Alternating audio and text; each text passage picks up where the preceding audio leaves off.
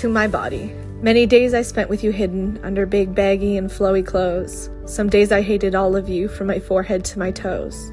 There were days I spent starving you, depriving you of fuel. Other days I ate myself into bed, using food as an abusive tool.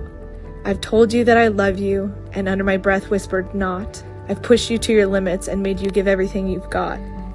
I spoke down to you often, said the meanest things I could say, then expected you to carry me through each and every day. I have seen you in the mirror and cried at the very sight, then turned around and dieted strictly out of spite.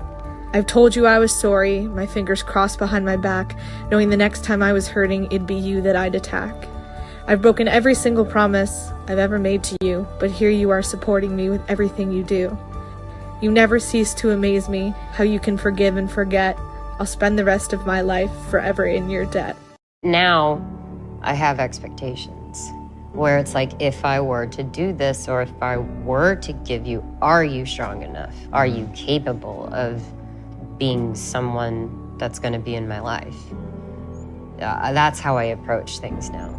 And I'm not being conceited. I'm saying it's actually an honor to be with me, because I think I'm a great person and I love people deeply, and I won't tolerate ever being treated the way that I had been. I think everybody needs to hear this.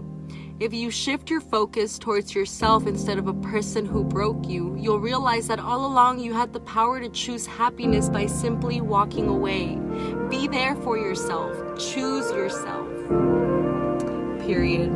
Bro, if you know somebody that uses the phrase, "it is what it is," they are fucking dangerous. Because they no longer allow things that are outside of their control to affect them. They have mastered the art of acceptance. So if you plan on trying to manipulate them and threaten to leave their life, guess what? They don't give a fuck. They do not care. You can walk out their life and they'll open the damn door for you. And the best part, when someone asks them they're okay because you left their life, they're gonna say that magical phrase. It is what it is. Why is it that we'll accept things from our significant others that we would never accept from anybody the fuck else? You ask your partner not to cheat. You ask them for more words of affirmation, love, time, affection. They can't do that, and you will stay your ass right there. If you needed onions for a recipe and Target said, well, we don't have any, you would go to Walmart. And if Walmart said, we possess onions, but we just can't give it to you, you'd say, what the fuck? And then you would go to Kroger's. Why? Because you adjust and adapt to the things that you need. If you had a taste for pizza and Pizza Hut refused to serve you, you would not stay in the lobby for 5 to 7 years hoping that they would change their mind. Yet you ask your partner not to fuck other people, and that's somehow something you're willing to accept. The only reason you'll accept something less than what you deserve is because you don't think you're good enough to receive anything better. And you're not. Until you believe you are. The moment that you believe that you deserve better, you'll start to require that. And if the person that you're with can't give that to you, you'll adjust, you'll adapt, and you'll find it elsewhere, like you would in any other scenario. Things to do when you get lonely. Number 1, take yourself on a date. See, y'all probably thought I was playing about that. No, I do this. I do this very regularly. Right now, I am watching the sunset from my car, and would it be better if I had somebody with me? Yes, it would. But am I going to let that stop me from going out and enjoying my life? No. I am very, very single, and that's okay. It's okay to be single. It's okay to go do things by yourself. Okay, there's nothing wrong with that. There's nothing wrong with enjoying your life. And in doing this, you're probably more likely to find the type of person that you'd actually want to be with, because you're going to find them doing the things that you love to do, because you're doing the things that you love, because you don't have to answer to anyone else. You can just do what you love without thinking about what anyone else thinks. What's your definition of beauty? Confidence. Like, you just have to have that self-love and that confidence, because if you're worried about what other people think about you, you ain't gonna never be confident and you ain't gonna never feel beautiful. You just gotta love yourself.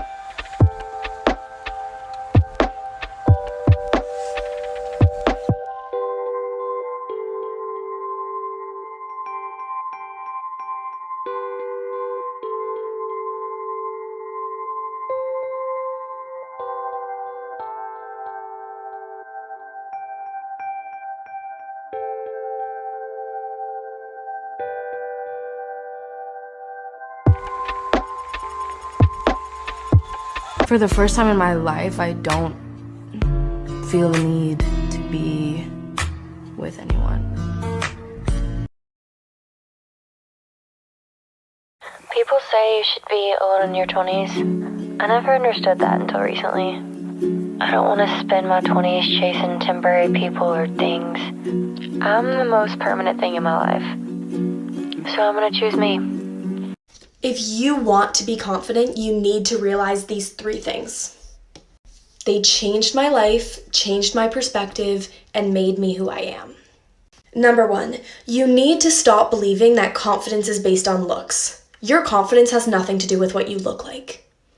Because regardless of what you look like on the outside, the amount of makeup you're wearing or the expensive outfit you're wearing, regardless of all of that, you are still the same person on the inside. So if you do not love and appreciate the skills that you have and what you bring to the table, you can't fully be confident. Number 2, it's not about being the best.